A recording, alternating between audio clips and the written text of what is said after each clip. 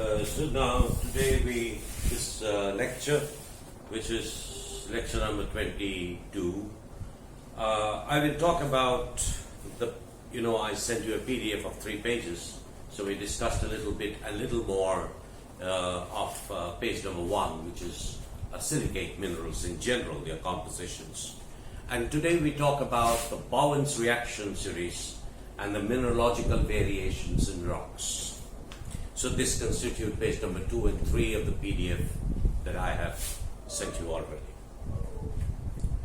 Now, Bowen's reaction series, this very famous diagram, is essentially very elementary.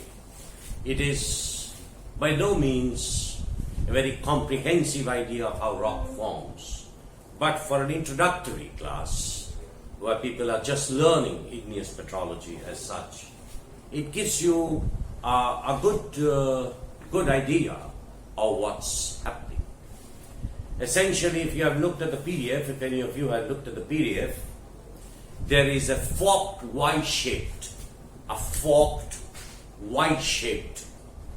geometry of the Bowen's reaction series. So, briefly, it is like that, like this, and then like this.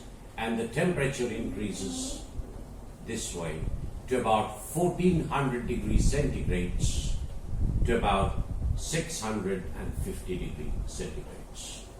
So this is about the range. This is about the temperature range over which magma crystallizes. So this 1400 degrees centigrade is a very high temperature for magmatic rocks. Remember, the difference between melt and magma is the following. Magma has crystals. Melt does not have crystals. So those that don't have crystals, we call them melts, whereas magma is where there have some amounts of crystals in it. So this 1400 degrees centigrade is a very high temperature. Normally, such high temperature magmas are not reported now. But in the earlier times, because of certain reasons, magma temperatures could rise up to 1400 degrees centigrade has been recorded. So the essential temperature range is 1400 to 650 degrees centigrade. So magmas essentially cool this direction. Now, if you go back to the phase diagrams that I taught you, one was the eutectic phase diagram that I taught you before. Simply eutectic, involving pure minerals. The second one essentially was again crystallization, but from a solid solution phase. The solid solution phase. And we talked a little bit about plagioclase solid solution, if you remember. So that is what happens in this thing, that you have plagioclase end members which are anorthite. This is the high temperature. Anorthite, this is high temperature. CaAl2Si2O8 is the composition of that particular component of plagioclase, anorthite. And the other component, which is the low temperature component, is albite, and that you have NaAlSi3O8. That's the formula. So essentially, plagioclase has the formula Na, Ca. This accounts for this part. Then you have Al, Si, that constitutes this part, and then you have O8. So this is what is plagioclase all about. Has 2 end member components that form solid solution. So plagioclase crystals essentially, as I've shown you in the phase diagram, they continuously change in crystallization. They change their composition as crystallization proceeds from high temperature to low temperature.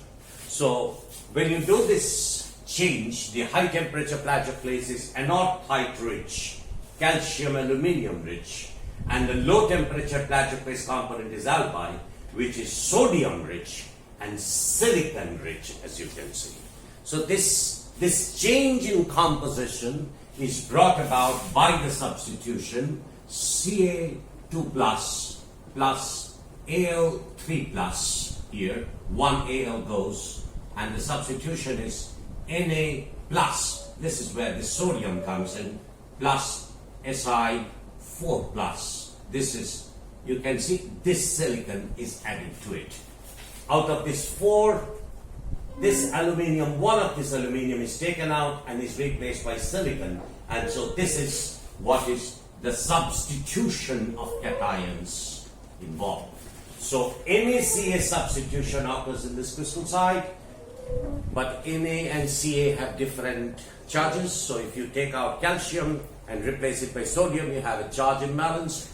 This is neutralized by a substitution of aluminium and silicon, and so it becomes essentially electrically neutral, and so this substitution occurs. Now this is a continuous change in the composition of plagioclase as magma crystallizes, and this is normally, this is called the continuous series.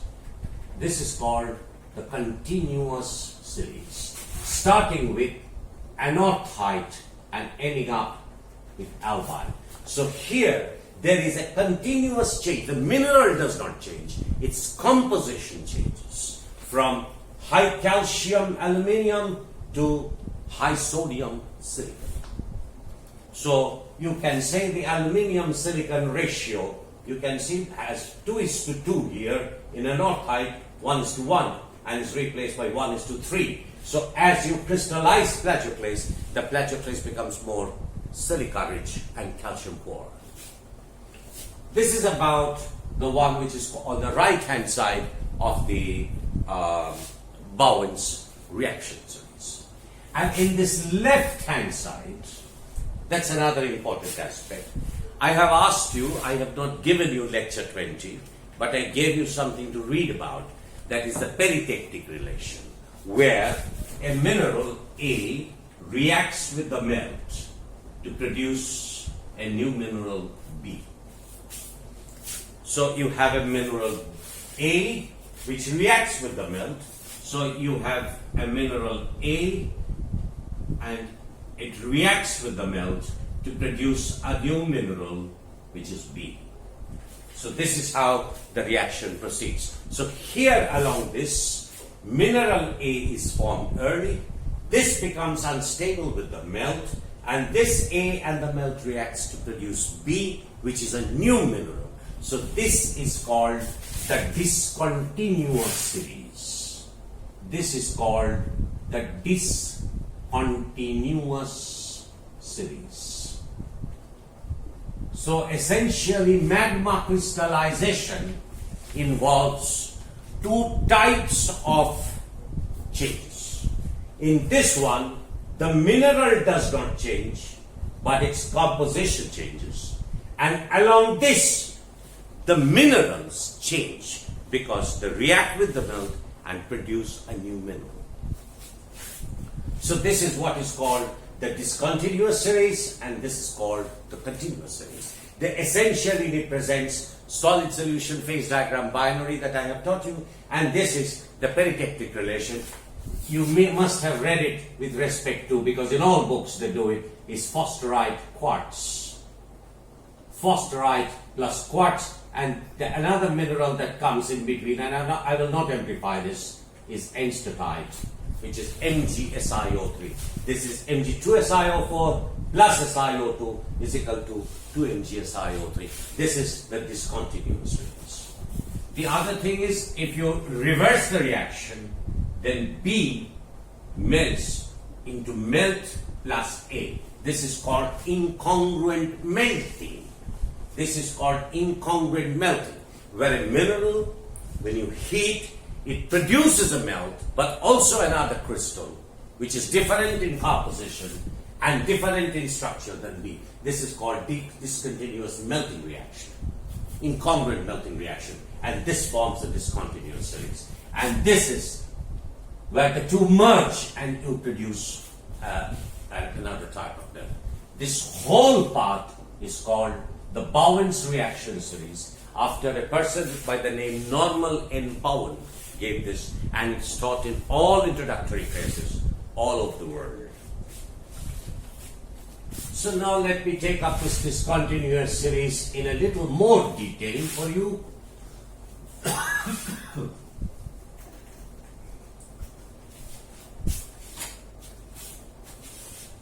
So on this side, you essentially start with olivine, and then you have pyroxene.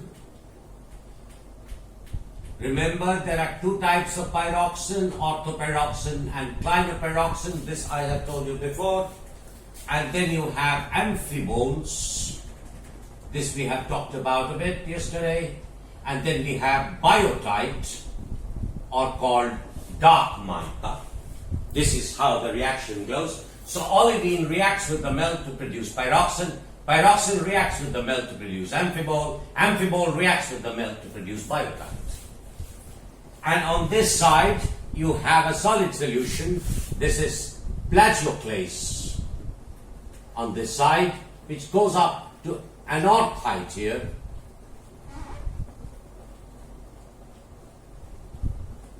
Anorthite, and here it is albite.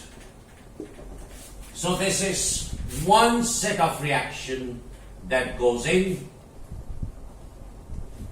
This is the two arms of the Bowell's reaction series. And then we have, as the two meet, then we have, it's written here, potassium feldspar.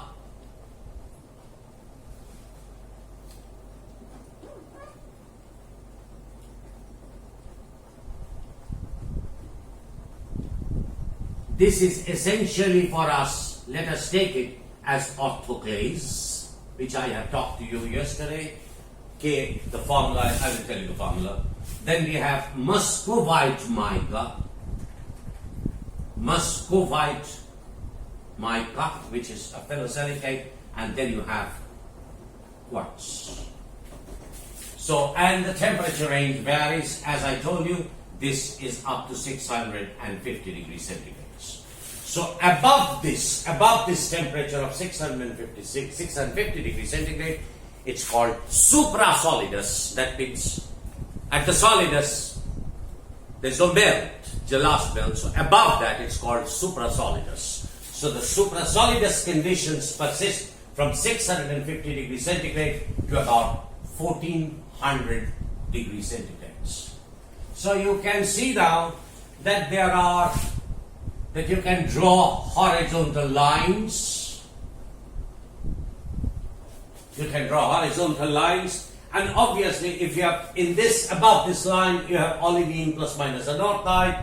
Here you have pyroxene plus minus less anorthite rich plagioclase, amphiboles even less anorthitic plagioclase. Then you have biotite and plagioclase. This is more of albite, and then you have potash feldspar, orthoclase, muscovite, quartz. This is the sequence in which mostly crystallization occurs.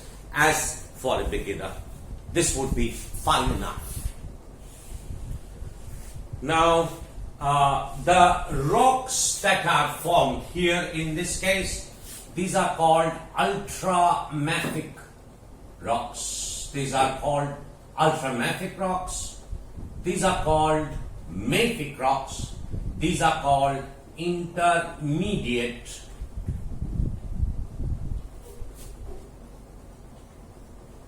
and these are called felsic rocks. These are called felsic rocks.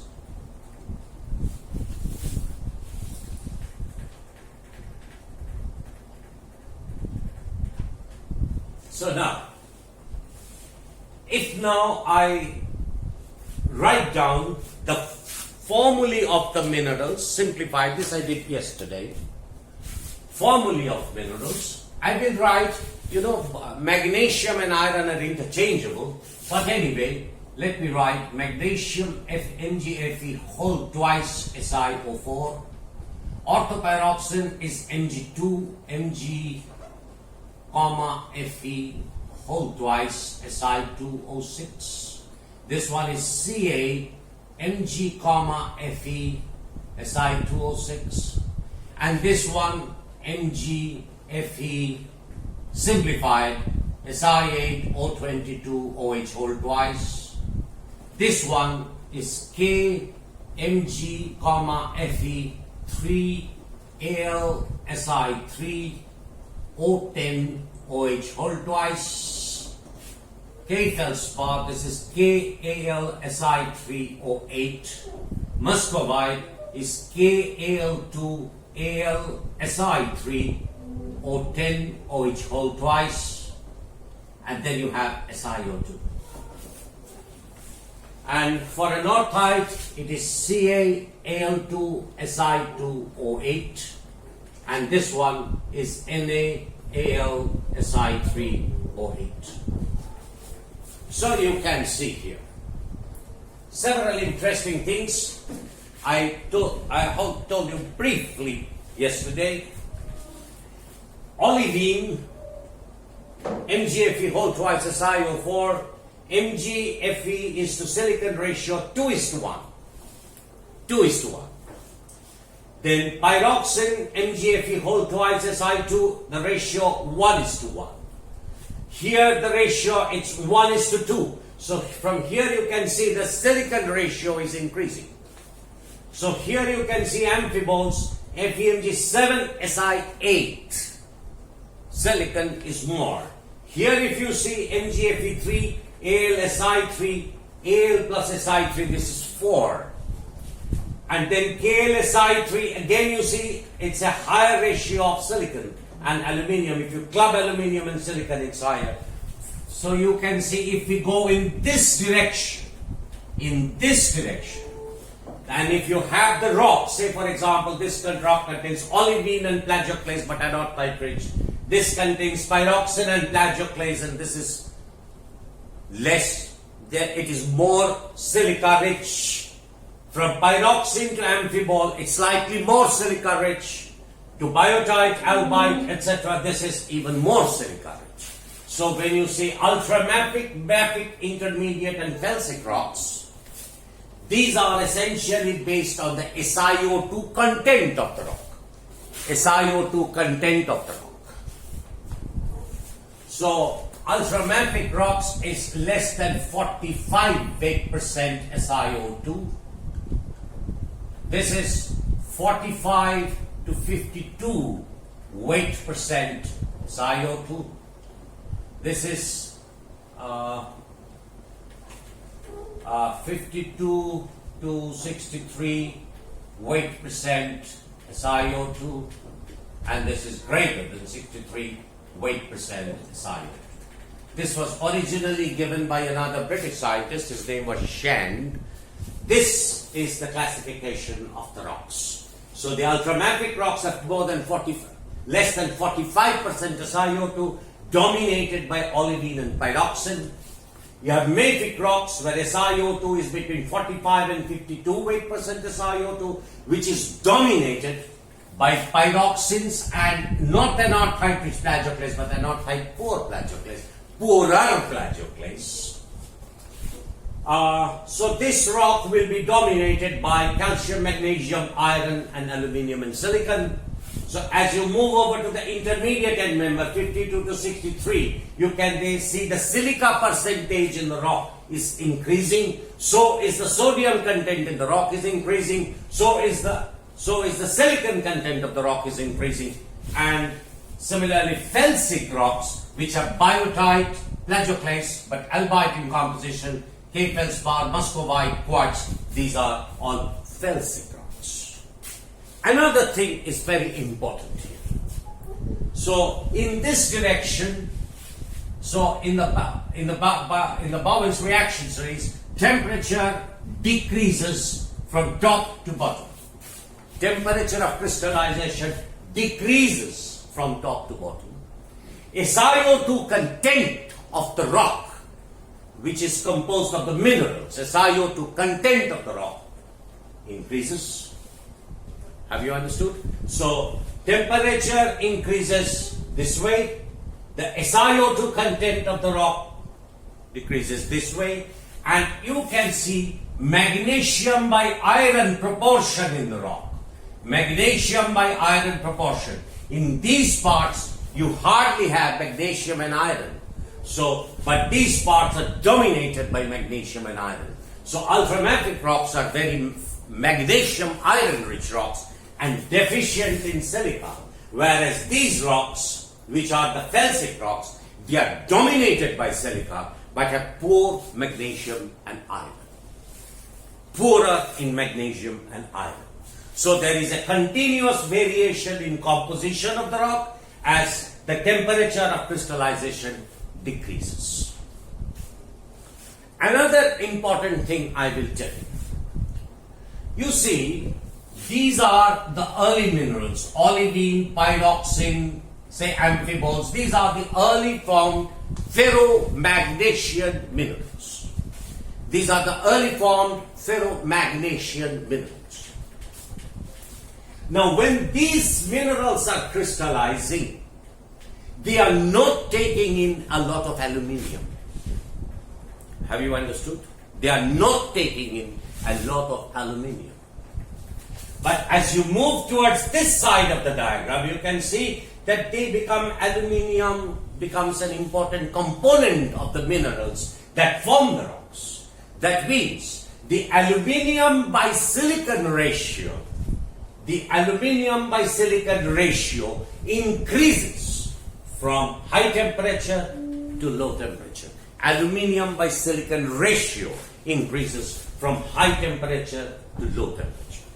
So now what we have is, you have the Bowen's reaction series. There are two types of crystallization proceeding in the rock.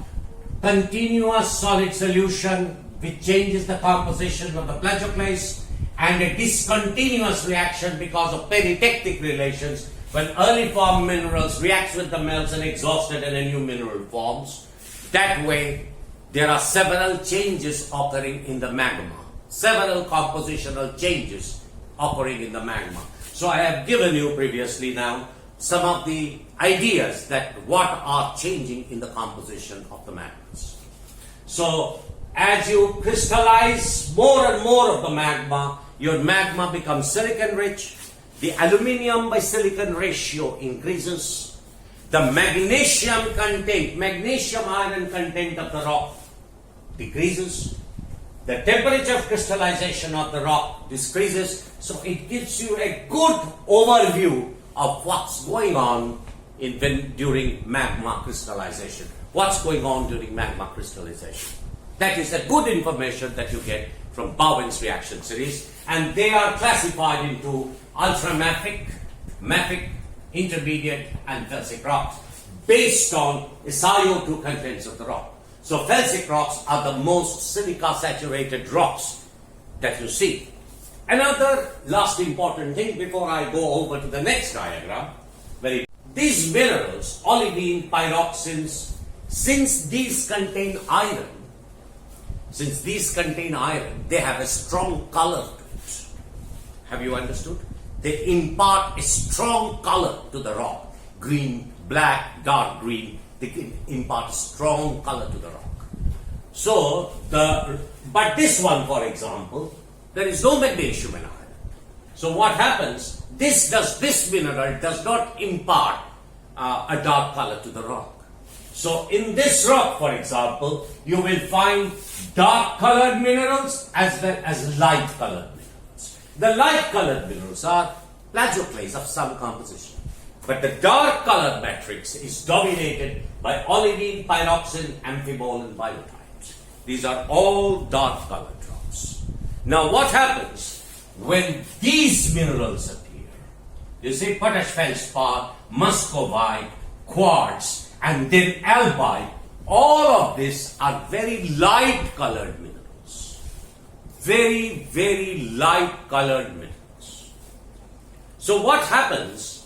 High temperature rocks normally have dark color. And low temperature crystallizates normally have a light color. So you have a color scheme which is given as melanocratic. These all come from Latin. Melanocratic. Melanocratic rocks. Then you have mesocratic. And then you have leucocratic. This is called the color index of the rock. So what happens is melanocratic rocks are essentially dark colored. Cratic means coloration. Dark colored, intermediate colored, light colored. So you can see from here, if your rock contains olivine and pyroxene, it will be a very dark colored rocks.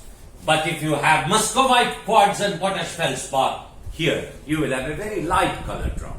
So you have melanocratic rocks, mesocratic, these are in the intermediate rocks, are all mesocratic. Intermediate rocks are all mesocratic in color, and the lower temperature crystallizates of igneous rock, these are light colored, leucocratic, and the high temperature rocks are almost all, these are melanocratic rocks.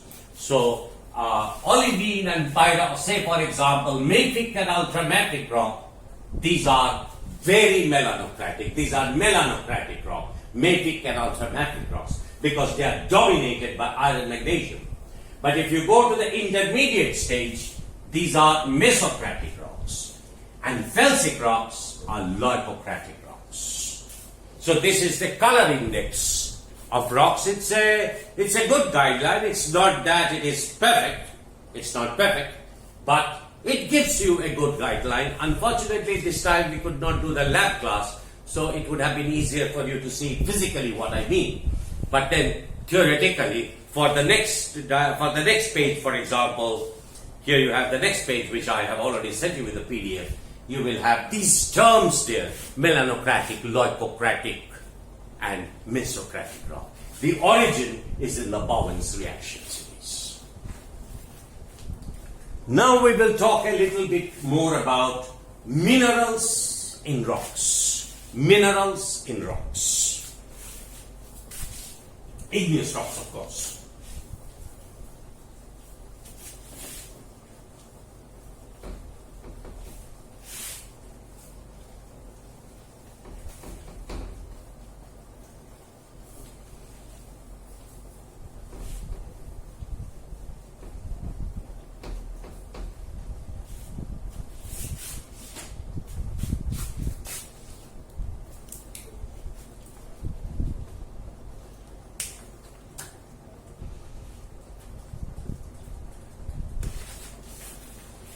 I will take a little bit of time to draw this, and I will suggest to you that if you have a pen or a paper with me, draw the diagram.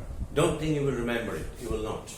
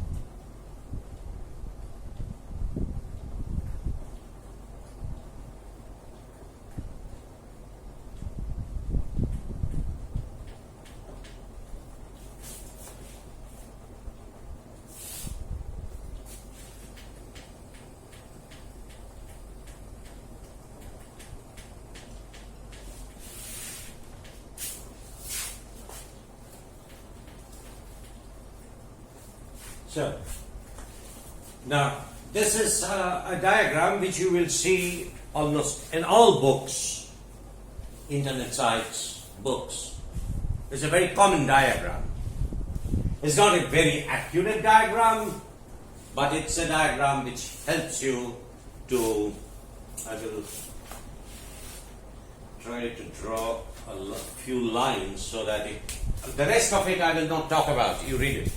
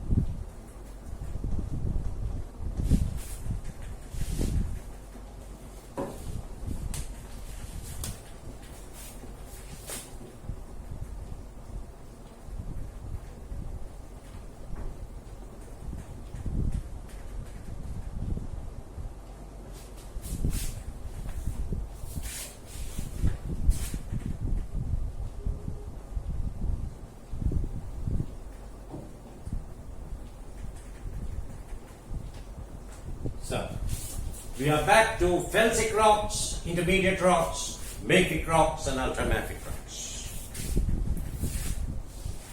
Now, this diagram essentially tells you, remember, say for example, I have told you, igneous rocks are divided into essentially two parts. One is plutonic and one is volcanic. So every rock, say for example, the plutonic rock, the name is granite.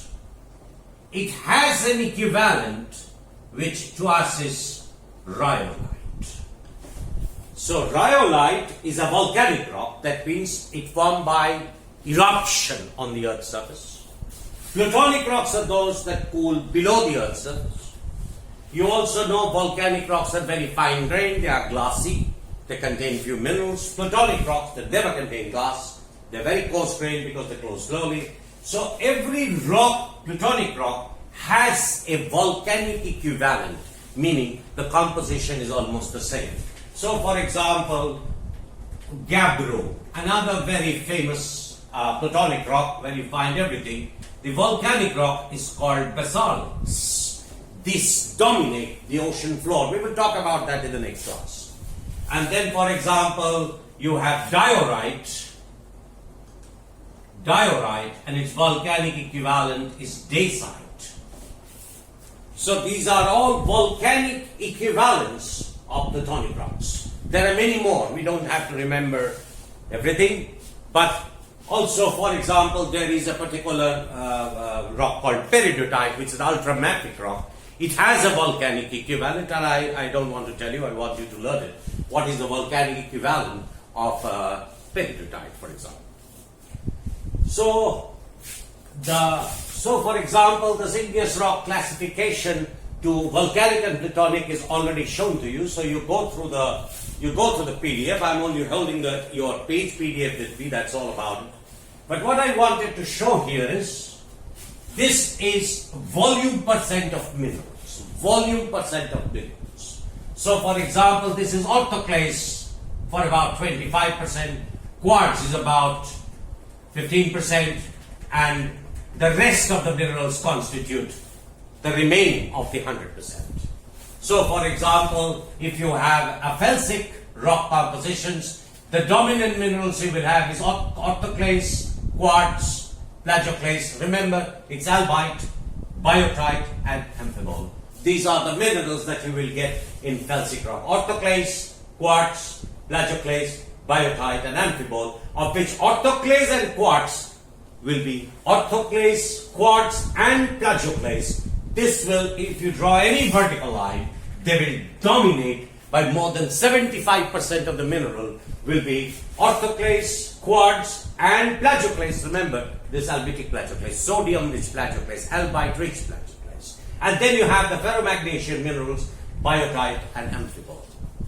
If you go to the other spectrum, for example, on this line, you see ultramafic rocks.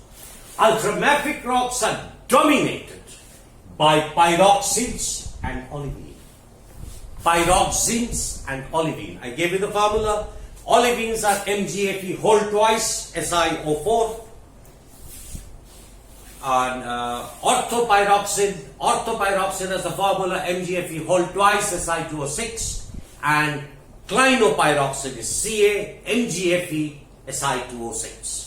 So these, for example, these rocks, the ultramafic rocks, less than 45% SiO2, as I told you before, they are dominated by the dark minerals olivine and pyroxene. So the ultramafic rocks look very, very dark. Very dark. But on the other hand, if you take the felsic rock, they have a completely different mineralogy of light colored orthoclase, quartz and plagioclase, very light colored, and that's why the color is light, or what is called leucocratic. Ultramafic rocks are melanocratic. So are the mafic rocks, but mafic rocks, here you see the mafic rocks, they contain plagioclase, pyroxene, and very little biotite. You can ignore this amount of biotite. Plagioclase, pyroxene, and amphibole. These are the dominant minerals in the mafic part. Remember what is mafic? 45 to 52% weight percent SiO2. So they're more siliceous than the ultramafic rock, or more silica rich than the ultramafic rock. Why silica rich? Because of the presence of plagioclase, which is remember from the Bowen's reaction series, these are more albitic. This is very anorthite rich. I will write to you so that it doesn't miss your eyes. It's important. This plagioclase is anorthite rich. I didn't say anorthite, I said anorthite rich. That means CaAl rich. That means rich by Ca and Al. Whereas biotites, plagioclases here are albite rich. That means they are rich in sodium and silicon. So plagioclase has a change in compositions. Pyroxides also have, it's not shown, but a strong variation of plagioclase composition. So mafic rocks are anorthite rich plagioclase, pyroxene and amphibole. Some of them do contain olivine, but those are rare, but they contain olivine. Some of them contain olivine. But when you come to the intermediate site, then you see pyroxenes and olivine are almost not there. Pyroxenes and olivine in the intermediate, that means mesocratic rocks, Pyroxene and olivine are not there, as is orthoclase is not there. What are the minerals? Plagioclase of intermediate composition, biotite and amphibole. Some amount of quartz. Quartz, plagioclase is very dominant, biotite and amphibole. These are the mesocratic intermediate igneous rocks whose compositions vary between 52 to 64%. And these are felsic rocks whose composition have a SiO2 contents are greater than 64 according to Schenk's classification. So these are some of the things that is important. I have told you repeatedly of the color index. The important point is the new point. The other point is you can see FeMg rich rock, which is understandable from what we discussed before, and these are aluminium silicon rich rock. This is also understandable from before. What is important here is density. The density of these rocks are roughly between 2.6 grams per centimeter cube. Roughly. Let's take this as a rough value. Whereas here, on this side, the density is definitely 3.3 to 3.5 grams per centimeter cube.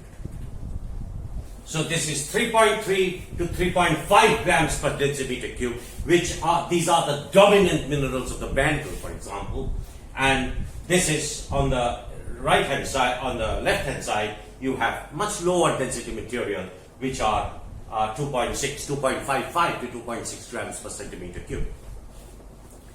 The other important thing, just before I will conclude here now, pyroxene and olivine, these ultramafic rocks dominate the mantle. The ultramafic rocks dominate the mantle.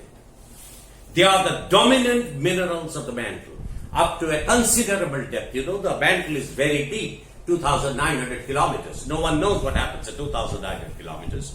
But quite to a depth of several